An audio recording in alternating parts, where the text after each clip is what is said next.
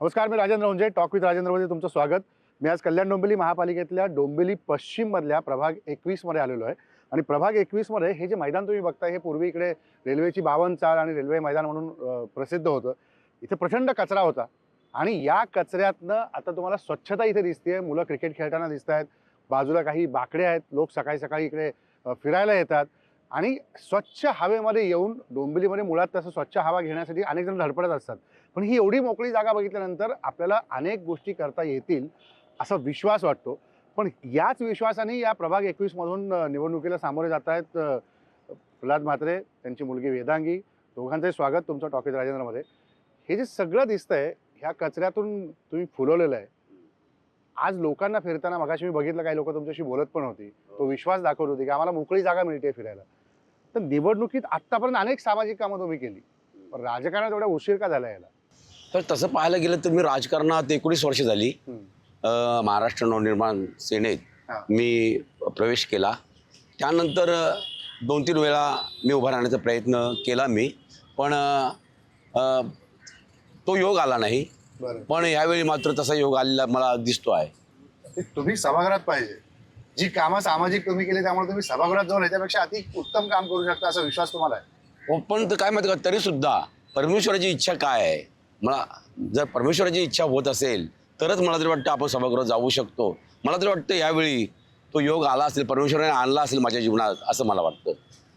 म्हणजे आत्ता काय आहे की मी इतक्या सगळ्या गोष्टी ऐकल्या, तुमचं मुलाखत घेताना काही गोष्टी मी वाचल्या पण, की तुम्ही लोकांना खूप सरळ हाताने मदत केली. तो लहान मुलगा असेल, एखादी आरोग्याची गोष्ट असेल, कोणाच्या घराचा प्रश्न असेल, कोणाला काही अडचणी आल्या असतील, तिथे उभा राहणारा माणूस म्हणजे प्रल्हाद म्हात्रे असं सतत माझ्याकडे ऐकलं गेलं आणि मला सांगितलंय गेलं. ही भावना आली कुठून? आणि तुम्ही वारकरी संप्रदायाचं पण मोठ्या प्रमाणात काम करता आणि त्याच्यात तुम्ही, मला तर वाटतं ती दानत असावी लागते, ती मुळातच असावी लागते, ते पिंड असावं लागतं. मला तर वाटतं कोणाचं पाहून किंवा कोणाचं तरी ऐकून या सर्व गोष्टी होत नाही. मला तरी वाटतं ते मुळातच असावं लागतं, उपजतच असावं लागतं, तरच तुमच्यामध्ये ते येणार आणि ते निरंतर राहतं. काही जर इतरांचं ऐकून किंवा इतरांचं पाहून जर तुम्ही समाजसेवा करत असाल तर मला तर वाटतं ती क्षणिक असते, ती तेवढ्यापुरती असते, फक्त का म्हणजे स्वार्थ साधण्यासाठी. नंतर मात्र त्या गोष्टींपासून तो दूर जातो असं मला वाटतं. पण म्हणजे की बाबांवर आता तू फिरतेस सगळीकडे, आत्ताचं राजकारण आहे झेंझीचं राजकारण असं म्हटलं, ते खूप झेंझीची मध्ये चर्चा झाली. पण या राजकारणाकडे येत असताना तुझा विचार कसा होता की आता मला का राजकारणात यायचं? फर्स्ट थिंग फर्स्ट की जेव्हा पप्पांसोबत इलेक्शनमध्ये यायचंय तेव्हा जेव्हा कॉन्व्हर्सेशन स्टार्ट झाला, पॅनल सिस्टम इंट्रोड्यूस झाल्यानंतर मी फर्स्ट थिंग पप्पांना, कारण की त्या पूर्ण सिच्युएशनमध्ये पप्पांना बऱ्याच राजकीय पक्षातनं फोन येत होते की तुम्ही आमच्या पक्षात या, आम्ही तुम्हाला इतके करोड देऊ, आम्ही तुम्हाला हे देऊ, तुम्हाला काहीच करायची गरज नाही लागणार, फक्त बसून राहायची गरज आहे. एका पक्षातून असं सुद्धा सांगितलं आलं की तुम्ही जर आमच्या पक्षात आले तर आमची दिवाळी होईल, म्हणून तुम्ही आमच्या पक्षात आले पाहिजे. तर त्या दरम्यान मी पप्पांना एकच स्ट्रेट फॉरवर्ड प्रश्न विचारला की आपण ज्या पक्षात आहोत मला त्याच पक्षात राहायचं आहे. आणि पप्पांनी मला त्यावर प्रत्युत्तर दिलं की तुला माझ्यावर विश्वास आहे ना? तर मी बोलली हो. तर मग ते बोलले की बस डोळे बंद करून माझ्यावर विश्वास ठेव, आपण जिथे आहोत आपण तिथूनच इलेक्शन लढवणार आहोत आणि आपण निरंतर त्याच पक्षात राहून पुढे जाऊन काम करणार आहोत. आणि I was like this is what I want. कारण की 2019 पासून पाहते की रोज कोणतरी एका पक्षातनं दुसऱ्या पक्षात उडी मारते, कोण कुठल्या पक्षात आहे तेच कळत नाहीये. तर मला असं वाटतं की सेम इमेज मला क्रिएट नाही करायची आहे माझी, कारण की ह्या सगळ्याची मला सुद्धा कीव आलेली आहे. म्हणजे एक तरुण म्हणून आता तू स्वतः वकिली पण करतेस, अभ्यासही कायद्याचा केला. तर या राजकारणात आल्यानंतर पुढच्या पिढीसाठी बाबांनी तुझी पिढी उभी केली, अनेक काही त्यांच्या सोबतची मित्रांची पिढी उभी केली असेल, पण पुढच्या पिढीसाठी हे राजकारण किती महत्वाचं तुला वाटतं? की आता मी लढतीये नगरसेवक म्हणून, तर त्या घरातल्या प्रत्येक व्यक्तीसाठी आपल्याला काय काय करायला लागेल? मला तर असं वाटतं जेव्हा मी राजकारणात येईल किंवा माझ्यासारखे अनेक युवक राजकारणात येईल तेव्हा असं वाटतं एक डिसेन्सी येऊ शकते आणि पोटेन्शियल आहे डिसेन्सी यायची राजकारणात. डिसेन्सी राहिली नाही आहे. त्यानंतर बऱ्याच ज्या आहेत आधुनिक गोष्टी येऊ शकतात. मग तुमच्या म्हणजे मी नेहमी सांगते की आम्ही सेल्फिश आहोत. जे जेन्झीज आहेत, आमचा जो जनरेशन आहे सेल्फिश आहे. का तर आम्हाला माहिती आहे की आम्हाला लाईफमध्ये काय पाहिजे किंवा आमच्या कंट्रीकडनं आम्हाला काय एक्सपेक्टेड आहे, आमच्या लोकप्रतिनिधींकडनं काय एक्सपेक्टेड आहे. आणि म्हणून मला असं वाटतं की तेव्हा जेव्हा मी त्या शूजमध्ये येते, मी जेव्हा एक रिप्रेझेंटेटिव्ह बनते, तेव्हा मला सुद्धा माहिती असलं पाहिजे की मला काय पाहिजे. रोड्स हे ते बेसिक गोष्टीवर अडकलेलो आहोत अजून. जेव्हा आपण न्यूयॉर्क सारख्या कंट्रीजमध्ये मेयर्सचे इलेक्शन बघतो, तेव्हा मला असं वाटतं त्यांचा जो आपण अहवाल बघतो, तेव्हा आपण किती मोठ्या गोष्टी पाहायला मिळतात. म्हणजे फ्री हेल्थकेअर, फ्री एज्युकेशन, पण आपल्याकडे हेल्थकेअरच नाही आहे. शास्त्रीनगर रुग्णालय पाहिलं तर आपल्याला दिसून हां, 15 करोड 10 करोड ह्यांना एक आमदार विकत घ्यायला आहेत ह्यांच्याकडे, पण तेच 15-20 करोड जर शास्त्रीनगर रुग्णालय अवेलेबल करून दिलं असतं तर मला सांगा की स्वखुशीने आपण मत दिलं असतं. आपण कशाला त्यांना हे सगळं राजकारण करायची गरज ठेवली असती सर. आपल्याला माहिती आहे, आपल्याला पब्लिकला कामं दिसतात. आज माझ्या वडिलांकडेच पहा ना, त्यांनी हे उभं केलं रेल्वे मैदान, आणि त्यातून पप्पांना एक समाजात एक वेगळी ओळख मिळाली. जर एखादा लोकप्रतिनिधी शास्त्रीनगर रुग्णालय उभा करून देईल, त्याची लोकांमध्ये त्याचं इमेज नाही वाढणार का? तर मी तेच बोलते ना की कामं केली ना तर हे सगळं करायची गरज नाही लागणार. काहींना फिरता चषक म्हणून ओळखलं जातंय, तर काहींना एका वेगळ्या नावाने ओळखलं जातंय. ह्या सगळ्याची गरज नाहीये सर. तुला काय वाटतं की तरुणांनी राजकारणात यायला पाहिजे? हो, नक्की यायला पाहिजे, पण तुमचा जो इन्स्पिरेशन आहे ते तुम्हाला माहीत असणं गरजेचं आहे की तुम्ही कोणाकडे पाहता, कोणाकडे म्हणजे तुम्ही कोणत्या दृष्टिकोनाने पाहता, तुमचं इमेज काय. आता माझ्यासाठी मला जे इन्स्पिरेशन मिळतं माझ्या वडिलांकडनं मिळतं, मग इतर जे राजकीय नेते आहेत, मग माझे बरेच, असं नाही आहे की अपोजिशन्समध्ये माझे फेवरेट नाही आहेत माझे फेवरेट. राहुल गांधी असतील किंवा नितीन गडकरी सर असतील किंवा मग राघव चड्डा असतील, हे सगळे खूप मोठे मोठे व्यक्ती आहेत. सुप्रिया सुळे तर माझ्या फेवरेट आहेत, कारण की त्या त्यांच्या वडिलांसोबत असतात नेहमी, म्हणून माझ्या त्यासाठी ते.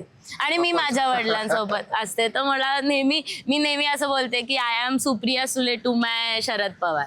तर मग मला असं वाटतं की काय वाटतंय लेखीने इतकं कौतुक तुमचं केलंय. नाही, पवार साहेब मोठे आहे, त्यांची बरोबरदारी या महाराष्ट्रात कोणी करू शकत नाही. एक उत्तुंग व्यक्तिमत्व आहे. आणि ठीक आहे, माझं नाव घेतलं कारण तिचं प्रेम आहे बाप या नात्यानं, पण असो की ते व्यक्तिमत्व जे आहे. हां, पण याच्यात ना तिने जी भूमिका तरुणांबद्दलची मांडली, राज ठाकरेंनी अनेक तरुणांना पक्षात मोठं केलं. ते तरुण आज नेमकं त्यांना सोडून पुढे जातात आणि त्यांच्यावरती आरोप करतात. 20 वर्ष तुम्ही त्या पक्षातनं बाहेर नाही गेलात, दुसऱ्या पक्षाचा विचार नाही केलात, अनेकांनी निवडणुकीत तुम्हाला ऑफर दिली. तर हे सगळं जे बदल होत आहेत, एक त्या पक्षातला ज्येष्ठ कार्यकर्ता म्हणून तुम्ही त्याकडे कसं बघताय? सर काय माहिती का, काही गोष्टी तुमच्याकडे संयम पाहिजे आणि काही गोष्टी तुम्हाला पचवता आल्या पाहिजेत. तुमच्या सर्वच गोष्टी तुमच्या बाजूने घडतील, पॉझिटिव्ह घडतील, ह्या विचारात जर तुम्ही पक्षात आला असाल तर निश्चितच तुमचा भ्रमनिरास होणार. आणि म्हणून आता इथे एवढे वर्ष ते राहिले आहेत, त्यांनी त्यांचा विचार सोडला का? ते म्हणतात माझा विचार सोडला नाही मराठी माणसाचा, आणि महाराष्ट्राचं गोमटं करायचं किंवा जगाला हेवा वाटावा असा महाराष्ट्र मला जो घडवायचा, तो विचार सोडणार नाही. जरी कितीही मराठी माणसाने मला नाकारलं तरी सुद्धा मी तो विचार घेऊन बसेन, आणि एक दिवशी मराठी माणसाला, या सकल मराठी माणसाला, या महाराष्ट्राच्या प्रत्येक जणाला तो विचार एक्सेप्ट करावाच लागेल. कारण ह्या लोकांनी आता अवतीभोवतीचे जे पक्षी आहेत त्यांनी तसं वातावरण तयार करून ठेवलेलं आहे की त्यांच्या विचारांशिवाय आता त्यांच्या पर्याय नाही राहिला. आदरणीय राजसाहेबांच्या विचारांशिवाय पर्याय राहिला नाही. कारण का माहिती का, आता बिनविरोध वगैरे 1.5 महिना झाला माझ्यावर, पक्ष या पक्षात द्या, माझ्या मुलीने सांगितलं. त्याच्यानंतर एवढा दबाव आहे 2-3 तारखेला की मी, म्हणजे माझं काय होईल बरं वाईट.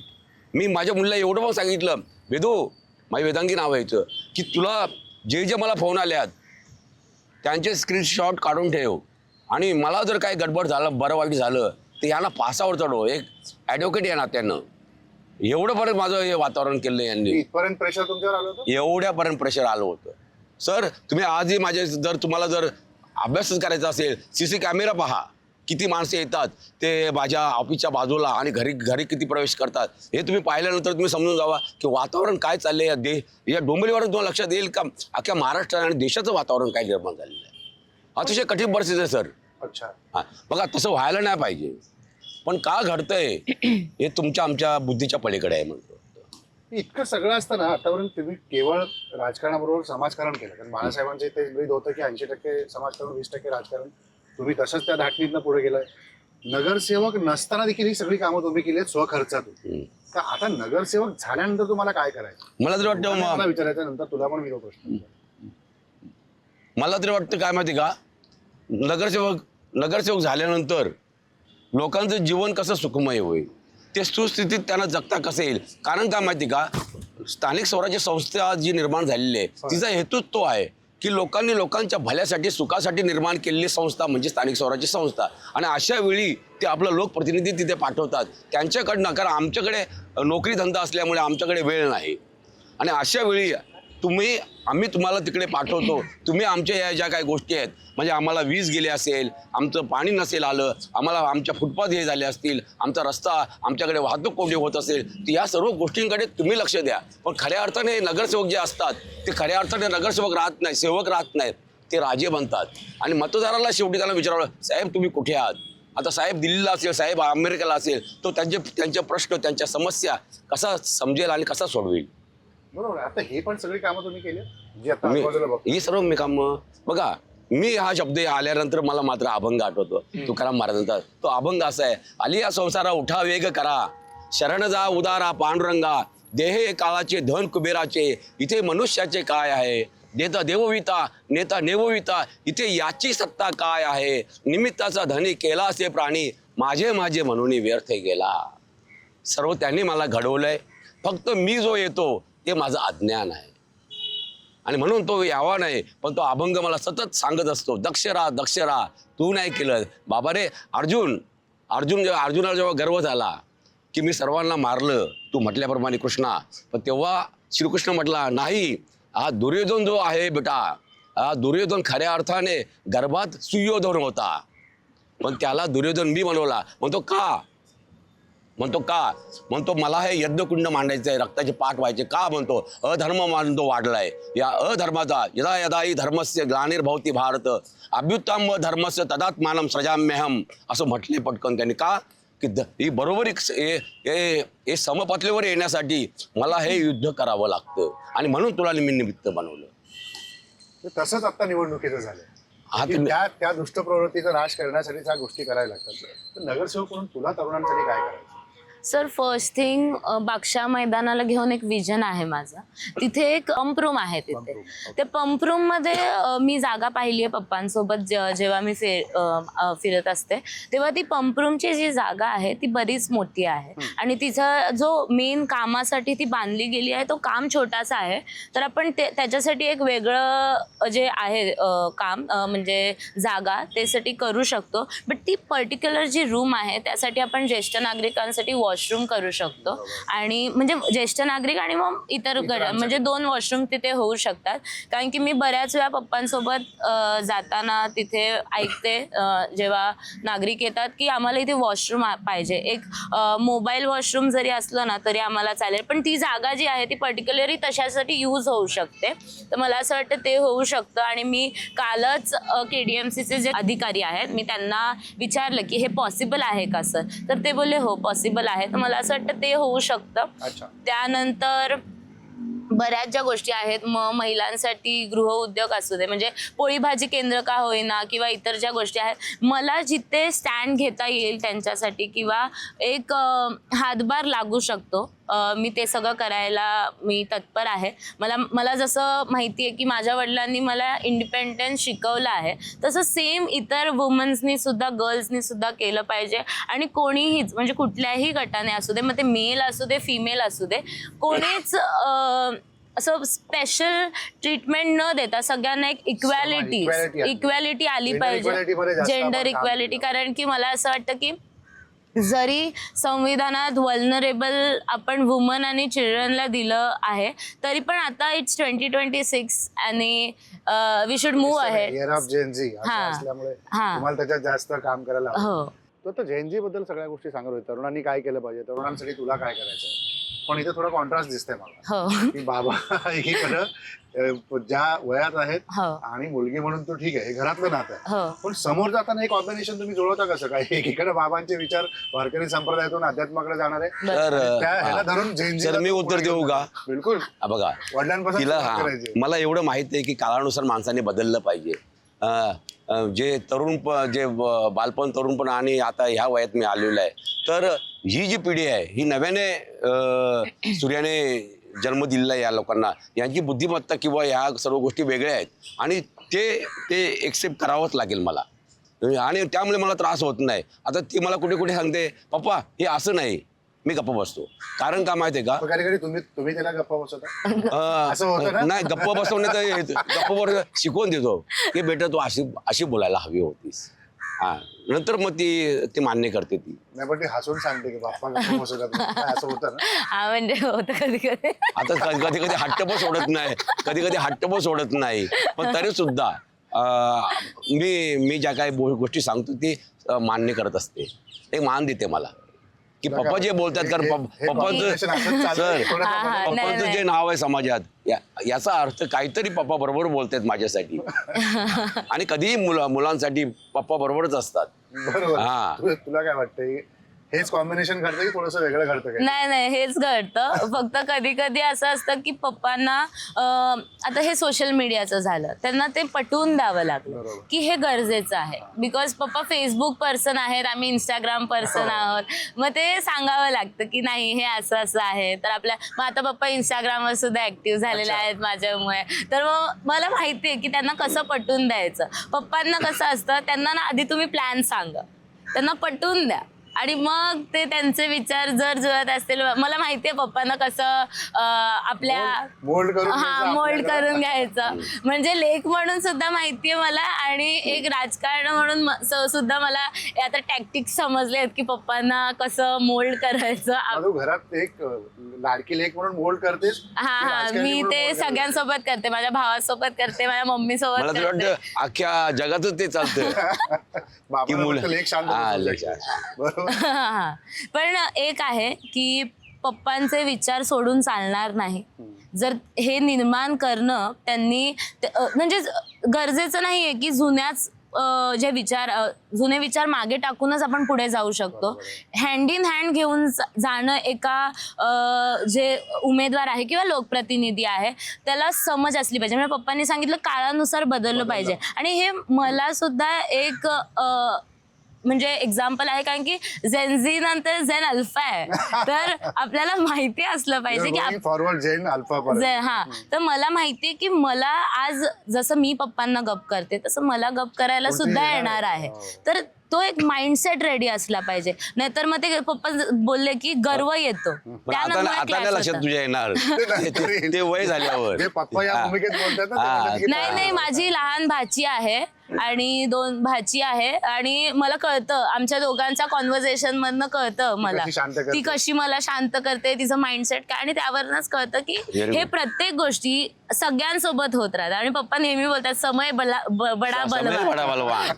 नेहमीच बोलत असतो समय बडा बलवान. तर मला माहितीये की जसं पप्पांना मी गप्प तुलसी करते, नरका क्या बडा समय बडा बलवान, वही अर्जुन वही बिलालू की गोपिया वही अर्जुन वही बाण. म्हणजे जेनझे आणि ह्या कॉम्बिनेशन मध्ये तुम्ही निवडणूक लढताय. Yes. मला ती उत्सुकता आहे की एकीकडं समाजातल्या ज्येष्ठांपर्यंत जाणं आणि घरातल्या तरुणांपर्यंत बरं. जाऊन पोहोचणं. तर ह्या सगळ्या गोष्टीवरती अजूनही आपल्याला बरं. बोलायचंय बागशाळा मैदानात नक्की. तुमच्यासोबत. आतापर्यंत आपण दोघांशी, प्रल्हाद म्हात्रे आणि वेदांशी दोघांशी पण आपण राजकीय मुद्द्यांवरती बोललो. मगाशी असं म्हणाला की बागशाळा मैदानात येऊन आपण त्यांच्याशी गप्पा मारतो. ते बागशाळा मैदान आहे. मला एक विचारायचं आहे की जे मगाशी गोष्टी मी तिकडे मैदानाच्या इथे बघितल्या, तुम्ही नगरसेवक नसताना ती कामं केली, पण आता तुमचं काय विजन आहे की नगरसेवक म्हणून मी सभागृहात पहिल्यांदा गेलो तर काय करायचं तुम्हाला इच्छा आहे?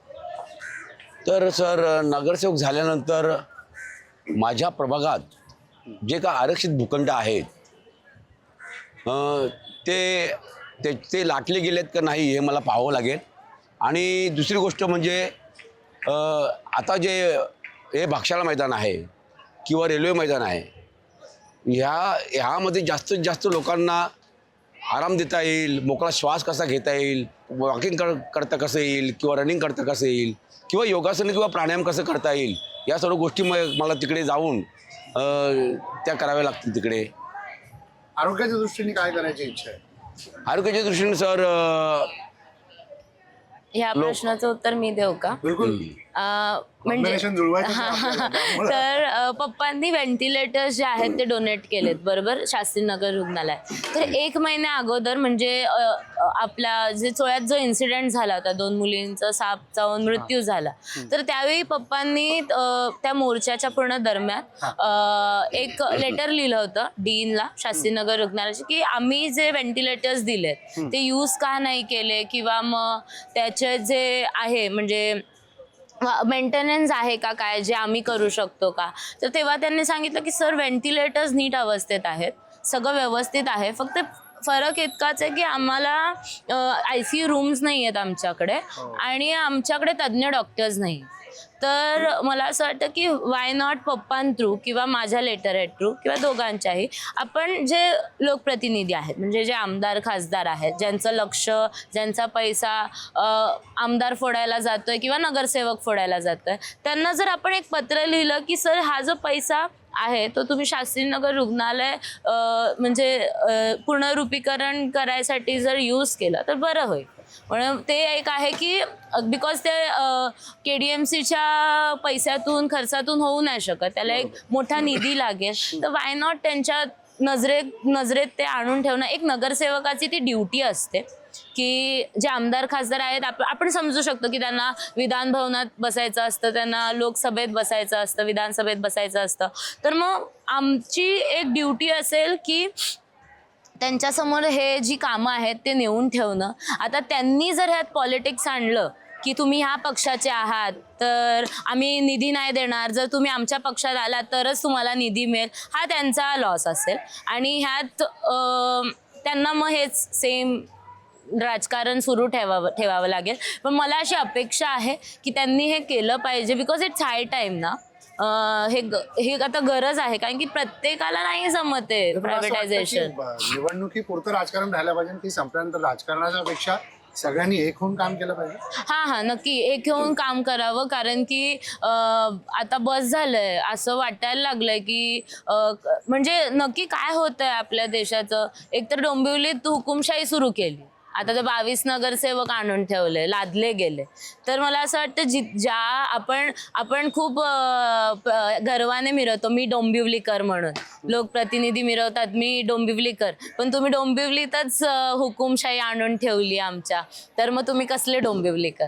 तर मला असं वाटतं की तुम्ही प्लीज लक्ष द्या. आणि असं नाहीये की तुम्ही क्रेडिट्स घ्या, आम्हाला क्रेडिट्स नको आहेत, बरोबर. आम्हाला काम असणं गरजेचं आहे. कारण की आता त्या 2 मुलींचं जेव्हा प्रॉब्लेम झाला साप अँटीवेनम नसल्यामुळे, तेव्हा त्यांना आपलेच लोकप्रतिनिधी विचारतायत सर की तुम्ही प्रायव्हेटायझेशन का नाही पत्करलं. आता जी फॅमिली पीडित होती ती मला माहिती आहे ती प्रायव्हेटायझेशन अफोर्ड करू शकते, they are very rich in terms of money because ते माझ्या रिलेटिव्समध्ये लागतात.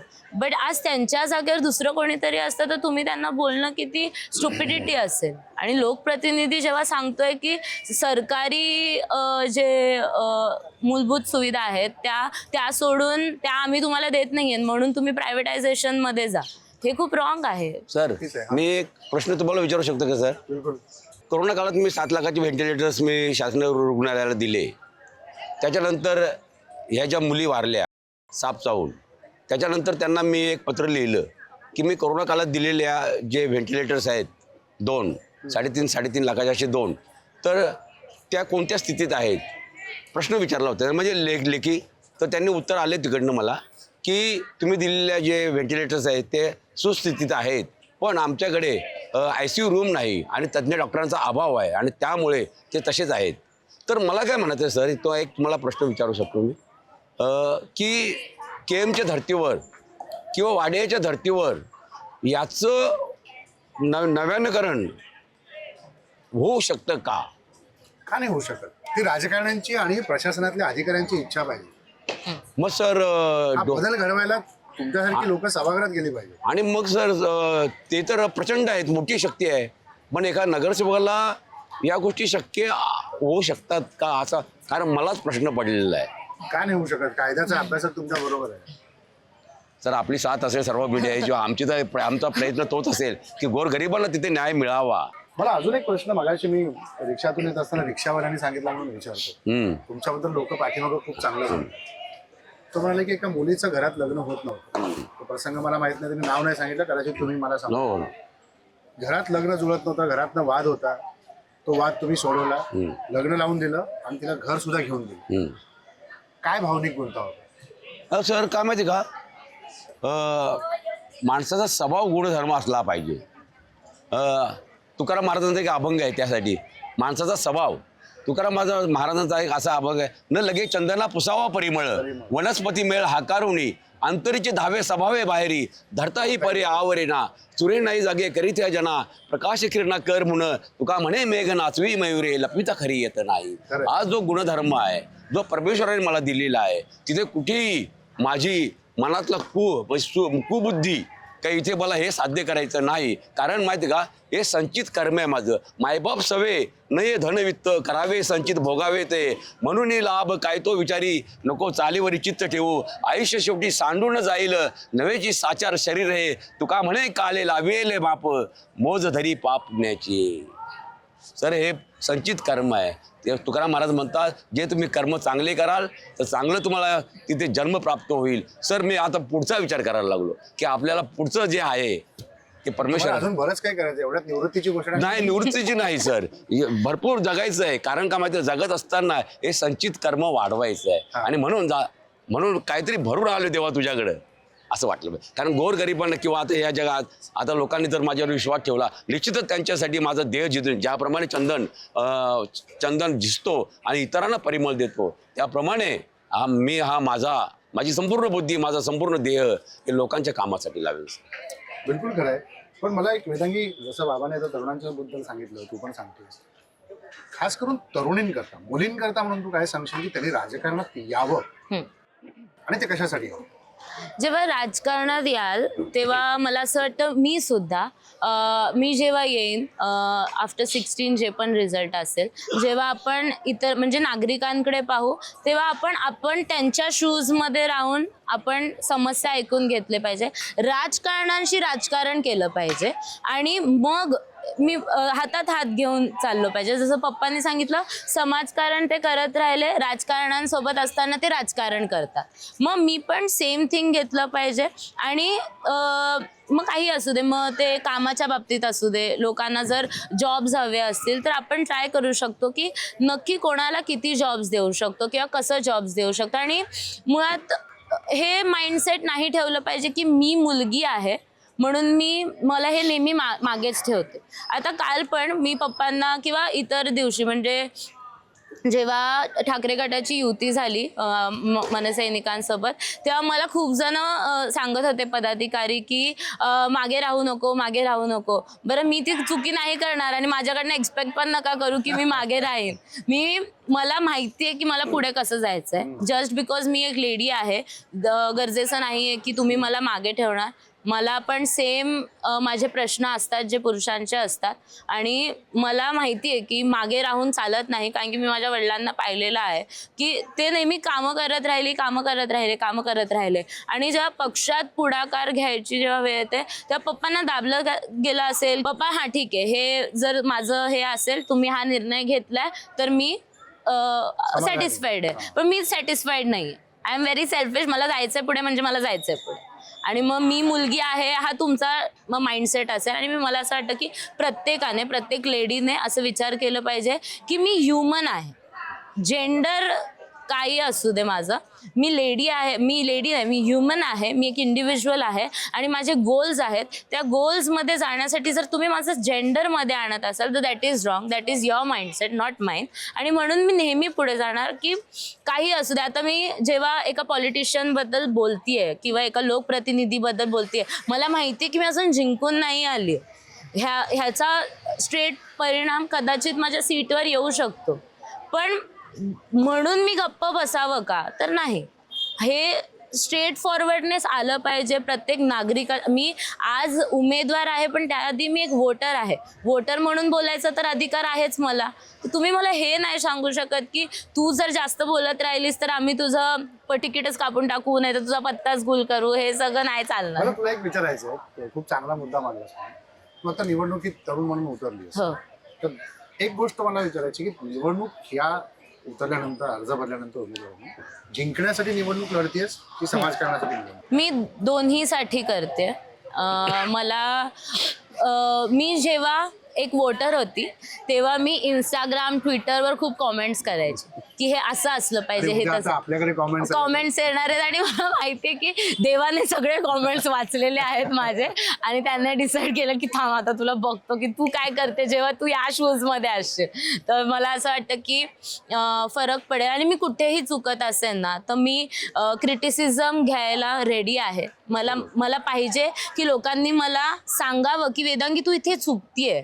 आणि मला पप्पा नेहमी सांगत असतात की तू तरच पुढे जाशील जर तू तुझ्या चुका एक्सेप्ट करशील.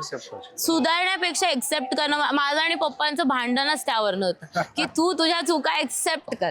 मग मला माहितीये की चुका एक्सेप्ट जेव्हा करेन तेव्हाच मला ऐकत नाही तरी तरी तक्रार आहे तेव्हा शेवटी गप्प बसावं लागतं. त्यांना तू गप्पा करतेस का? जसे नाही मी स्वतः गप्प बसतो. गप्पा बसतो. स्वतः गप्प बसायचं आपण. हा, कारण काय माहिती का, घरात शांती पाहिजे. घरात शांती पाहिजे. शांती पाहिजे. जास्त कोण करतो? एकाने कमीपणा घ्यावा. नातवा आवाज करतात जास्त की ही जास्त? नाही नातू नाही भाची तुझे म्हणतेस ते भाची चुलत नाही हे आवाज करतात. हे जास्त आवाज करतात. आणि मग आपण काय मग पुस्तकावर ग्रंथ वगैरे वाचत राहायचं. त्यामुळे तो संयमीपणा तुमच्या संयमीपणा. खरं तर आगरी समाजात तुम्ही येता. आगरी समाजातला माणूस इतकं प्रकर्षाने अध्यात्मावर बोलणं, पण आगरी माणसाची प्रतिमा एक वेगळ्या पद्धतीने समोर मांडली गेली आणि ती मांडली जातीये नसताना देखील काय.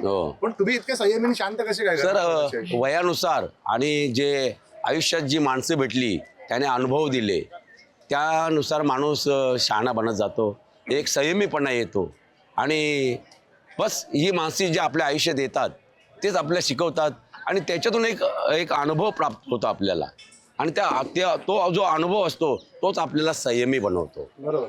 पण यावेळची निवडणूक वॉर्डच्या पद्धतीने नाहीये, पॅनल पद्धतीची पद्धतीने. तुमचा 3चा प्रभाग आहे. 3चा. तर ही कशी तुम्हाला वाटते की सोपी आहे, अवघड आहे? नाही सर, का माहिती का, कामं केलेली आहेत म्हणून घरोघरी नाव आहे. हा, आता पहा तुम्ही, भागशाला मैदान असेल किंवा इथे 2 बोरवेल मी बसवले सव खर्चाने, त्याच्यानंतर रेल्वे मैदान आहे, असंख्य बाकडे, असंख्य माती वगैरे, अक्षरशः उकिरड्याचं मी नंदनवन करण्याचा प्रयत्न केला. आज शेकडो माणसं तुमचे ज्येष्ठ नागरिक तिथे बसायला जातात, तरुण तरुणी तिथे बसायला जातात, आनंद घेतात आणि त्यामुळे काय माहिती आहे का, घरोघरी चर्चेचा विषय आहे. पण तो मतांमध्येच फरक होईल का नाही हे कळायला काय मार्ग नाही. पण आता हे 16 तारखेला आपल्याला ते दिसून येईल. मी त्याच पद्धतीने नाही का मला हे देतील नाही, तो ते मताधिकार तो त्यांचा अधिकार. तुम्ही कामं केली आहेत. बिलकुल. अजूनही काही रॅपिड फायर प्रश्न मला दोघांनाही विचारायचे. थेट उत्तर देण्यामध्ये दोघेही माहीर आहेत आणि दोघं 2 पातळीवरती 2 टोकावर एकमेकांना शांत करण्याच्या पद्धतीने कॉम्बिनेशन घेऊन निवडणूक लढतात. ही खरीच वेगळीच निवडणुकीची मजा आहे, वडील आणि लेकीची. त्यामुळे अजून रॅपिड फायर मध्ये मजा येणार आहे. त्यांच्यासोबत चहा घेऊया आणि रॅपिड फायर प्रश्न करूया. प्रल्हाद म्हात्रे आणि वेदांगी बरोबर मला रॅपिड फायर प्रश्न करायचे आहेत. चाय पे चर्चा. चहा दोघे घेतात, मी मात्र उकाळा घेतोय, कारण हिवाळ्यामध्ये रोज यांचे बोलून घसा केलाय माझा प्रचार, यांच्याबरोबरचे इंटरव्ह्यू करून घसा केलाय. मला सुरुवात तुमच्यापासून आणि नंतर तुला काही रॅपिड फायर विचारायचं, त्याची उत्तरं मला थेट अपेक्षित आहेत. प्रल्हादजी, राजकारणामध्ये कोणता नेता जास्त आवडतो, राज ठाकरे की उद्धव ठाकरे? तर दोघेही. जवळचा कोण? तसं राजसाहेब माझ्या जवळचे आहेत, कारण का मी 19 वर्ष तिथे सतत त्या पक्षात आहे, त्यामुळे जवळचे आहेत. रवींद्र चव्हाण की एकनाथ शिंदे? रवींद्र चव्हाण आमच्या प्रभागातील, आमच्या विधानसभेतील आमदार आहेत म्हणून जवळचे आहेत मला. बाळासाहेब ठाकरे की आनंदीजी? अर्थातच इंदोरचे सम्राट बाळासाहेब ठाकरे, कारण का माहिती का, धर्मवीर आनंदगी साहेबांचे ते दैवत आहेत आणि म्हणून माझे ते दैवत सर्वांचे, महाराष्ट्राचे. भागशाळा मैदान की रेल्वे ग्राउंड? जास्त जवळचं काय वाटतं? जास्त जवळचं मला भागशाळा मैदान वाटतं. तुमचा आवडता कलाकार कोण? राजेश खन्ना. अरे वा. म्हणून तुम्ही शांत संयमी दिसता. काय माहित नाही, का माहित नाही. ओके. आवडता गायक कोण? प्रल्हाद शिंदे. अरे वा, जणू देह ही पंढरी आत्मा पांडुरंग. बरोबर. हा. आवडता खेळाडू कोण? आवडता खेळाडू तर कपिल देव. क्रिकेट जास्त आवडतं? नाही, हा क्रिकेट आता आमच्या याच्यात क्रिकेटच होतं, आता क्रिकेटच जास्त आवडतं. आणि कपिल देव अच्छा. आता जास्त पाहत नाही. तेंडुलकर हे झाल्यानंतर, रिटायर्ड झाल्यानंतर पाहत नाही क्रिकेट. तू चहा घेतोय, खायला काय जास्त आवडतं? पुरणपोळी. पुरणपोळी जास्त हा, आवडतं. पुरणपोळी आवडते. पण आगरी असताना बाकी व्हेज नॉनव्हेज काही नाही? सर खातो ना मी तसं, पण एवढं फिश खातो, अच्छा. पण जास्त पुरणपोळी जास्त. पुरणपोळी जास्त आवडते. त्यात श्रीखंडाची भर पडली तर तर अजून जास्त आनंद. वा जास्त वा. आनंद. म्हणजे पुरणपोळीबरोबर श्रीखंड combination निराळं आहे. मला वेदांगी तुला प्रश्न विचारायचा, राजकारणातल्या तरुण नेत्यांमध्ये जास्त आवडता नेता कोण? अमित ठाकरे की राहुल गांधी? दोन्ही. दोन्ही. कारण की दोघांकडनं एक वेगळं शिकायला मिळतं. गांधी परिवारांकडनं एक वेगळं आपल्याला राजकारण पाहायला मिळतं. ठाकरे घराण्याकडनं एकदम वेगळं पाहायला मिळतं. दोन्हीकडनं शिकायला मिळतं. कोणी आवडतं? दोन्ही आवडतात. आदित्य ठाकरे की रोहित पवार? आदित्य सर. का? आदित्य सरांचं मी खूप आधीपासून, जेव्हा माझे काका शिवसेना मध्ये होते, मूळ शिवसेनेमध्ये होते, मला तेव्हापासून आदित्य सर आवडतात.